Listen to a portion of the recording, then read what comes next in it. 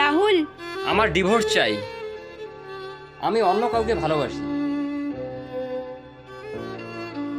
কি হয়েছে রাহুল? তোমাকে অনেক চিন্তিত লাগছে। তোমার সাহস কি করে হয় আমাকে থাপ্পড় মারার? তুমি যেটা করেছো তোমার বেস্ট ফ্রেন্ডের সঙ্গে, তার তুলনায় একটা থাপ্পড় কিছুই না। আমি আমার স্ত্রীকে তোমার জন্য ছেড়ে দিয়েছি। আমি ভালোবাসি তোমাকে। তুমি আমাকে ভালোবাসো, আমি তো তোমাকে ভালোবাসি না। চুপ করো রাহুল, কান্না করো না। আমি আমার কর্মের সাজা পাচ্ছি। আমি তোমাকে ছেড়ে দিয়েছি আর ও আমাকে ছেড়ে দিয়েছে। ওসব বাদ দাও, তোমাকে দেখে ভালো লাগছে। তোমার ছেলে অনেক বড় হয়ে গেছে। ও তোমার সন্তান। কি?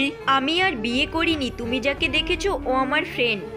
এই নে, তুই যে ইন্স্যুরেন্স করেছিস তোর বাচ্চার ভবিষ্যতের জন্য, সেটা হয়ে গেছে। Thank you so much. আমি তোমার চোখে ওর জন্য ভালোবাসা দেখে আমি আমার প্রেগন্যান্সির কথা বলতে পারিনি। দয়া করে তুমি আমাকে ক্ষমা করে দাও, আমি তো ক্ষমার যোগ্য না। আমি তো তোমাকে অনেক আগেই ক্ষমা করে দিয়েছি।